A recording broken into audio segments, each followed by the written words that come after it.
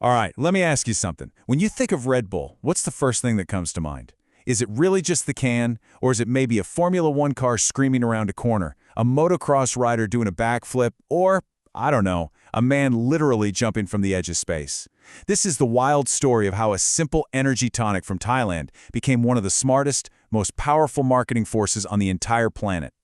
So how on earth did they pull it off? Well, it all boils down to this one single idea from the founder, Dietrich Mateschitz. We don't bring the product to the consumer, we bring the consumer to the product. Now, what does that actually mean? It means they made a decision, a very important one. They weren't going to sell a drink. No, they were going to build a world, a whole universe of adrenaline, adventure, and excitement. And this little can? This is just your ticket to get in. So for this story, we got to rewind the clock all the way back to 1982. Let's meet our main character, Dietrich Mateschitz. He's a marketing director for a toothpaste company called Blendax. And, by all measures, he's a success. He's got a great job, he travels the world, but he's bored. He feels completely stuck. And one single business trip to Thailand was about to change literally everything. Okay, so picture this. He's in a hotel bar in Bangkok, totally wiped out from jet lag. The bartender sees him struggling and suggests he try a local drink, a little tonic that Thai truck drivers use to stay awake on long drives. Mateschitz gives it a shot and boom! Just like that, the fatigue is gone. And in that one moment, a light bulb doesn't just go off, it explodes. He realizes this isn't just a cure for jet lag, this is something the entire world needs.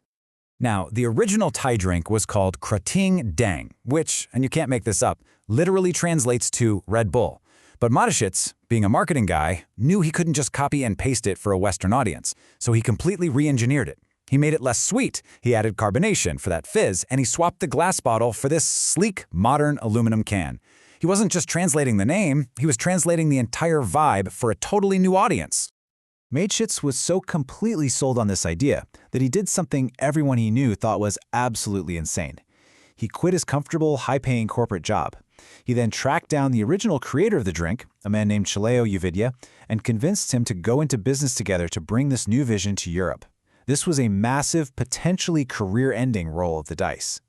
So they each put in $500,000 of their own money, and in 1984, the Red Bull company was officially born. But it wasn't an overnight success. In fact, it was a real struggle. It took 3 long years just to tweak the formula and get it through Austria's super strict health regulations. They were basically stuck in paperwork purgatory. And after all that waiting, all that work, you'd think the launch would be a huge hit, right? Wrong. It was a total disaster. In its first 2 years, the company lost $1 million. Their entire initial investment, poof, gone. The gamble was absolutely failing. So at this point, Mateschitz knows he's in deep, deep trouble. He's got no money for big TV commercials to compete with giants like Coca-Cola or Pepsi. He simply couldn't play their game and win. So he realized he had to invent a whole new game. And this right here was his stroke of genius. He just completely ignored traditional advertising. Instead, he went straight to his target audience, university students. The plan was brilliant and simple. First, you hire a bunch of cool, outgoing students. Then, you give them a fleet of Mini Coopers with giant Red Bull cans strapped to the back. And third, you just tell them to drive around to campus parties, bars, even libraries, and just give out thousands and thousands of free cans. They weren't selling a thing. They were making Red Bull a part of the culture, one party at a time. But here's the really clever, kind of counterintuitive part.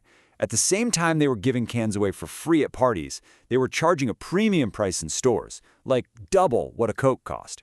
And that high price, combined with this unique, almost battery-looking can, made it feel exclusive. It made it feel special. All of a sudden, Red Bull wasn't just another soft drink. It was a status symbol. Okay, so once they'd built this super loyal base of college kids and partygoers, Mateschitz was ready for phase 2. This is where he started to pivot the company from just a drink company into a full-blown media and events powerhouse that didn't just market to a lifestyle, it defined it. Now, you'd think their first major event would be sponsoring some extreme sport, right? Some big, high-octane race? Nope. Their first event was something called the Flugtag. It was this bizarre, hilarious contest where regular people would build their own ridiculous homemade flying machines and then launch themselves off a ramp into a lake. It was goofy, it was incredibly visual, and you know what? It was a magnet for free media coverage. And that became their blueprint. And from that one weird, silly event, a whole empire was born. They had a huge realization: why should we just pay to put our logo on someone else's event when we could just create our own? So that's exactly what they did. The air race, cliff diving, crashed ice, these weren't just events Red Bull sponsored. These were sports that basically existed because of Red Bull. They were building their own universe where they made all the rules. So, creating your own sports is pretty amazing, but why stop there? What's the next level of control? You buy the teams themselves. 2 Formula One teams, major soccer clubs in Germany, Austria, and the US. By owning the teams, they had total, absolute control of the message. The athletes didn't just wear the Red Bull logo anymore, they were the Red Bull logo. So all of this, the parties, the weird events, owning entire sports teams, it was all building towards something.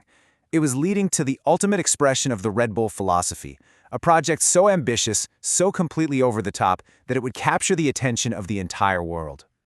It was called Red Bull Stratos. And for 7 years, they meticulously planned this thing. Not as a publicity stunt, but as a legitimate scientific mission. The goal was to send a skydiver, Felix Baumgartner, 39 kilometers up into the stratosphere in a capsule, lifted by a massive balloon, for the sole purpose of having him jump out. Let's just pause and think about these numbers because they are absolutely mind-bending.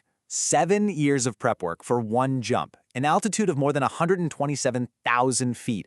And during his fall, he became the first human being to break the sound barrier without a vehicle, hitting a top speed of over 1,300 kilometers per hour. Just, wow. And you know what? The entire world stopped what it was doing to watch. A staggering 8 million people watched the live stream on YouTube at the exact same moment, a record that completely shattered everything before it. This wasn't just some niche extreme sports event. This was a global cultural moment, and Red Bull owned every single second of it. And that right there was the ultimate marketing payoff. Because in that moment, their famous slogan, Red Bull gives you wings, just stopped being a metaphor. It became real, it became literal. They didn't have to tell you their brand was about pushing the limits of human potential anymore. They just showed you. They showed you a man jumping from space. So let's wrap this all up. What is the real legacy of this incredible journey? How did this totally maverick approach, this idea of creating a culture instead of just advertising in one, how did it fundamentally rewrite the rules of marketing?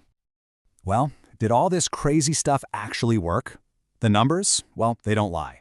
Red Bull went on to capture over 70% of the entire global energy drink market. 70%. This was never just about selling cans. It was about building an empire, an entire identity that people wanted to be a part of. And that really brings us to the single most important takeaway from all of this. If you still think Red Bull is a beverage company, you're missing the whole point. They're not. They are a media house. Their real products are the heart-pounding videos, the insane events, the stories of their athletes. That drink in the little silver can? That's just the merchandise. Ultimately, the story of Red Bull forces all of us to ask a much bigger question. They proved that a brand doesn't have to be just a product on a shelf. It can be a story, an experience, a world that people actually want to live inside. So, in an age where we are all just drowning in ads, what does it really mean to give your brand wings?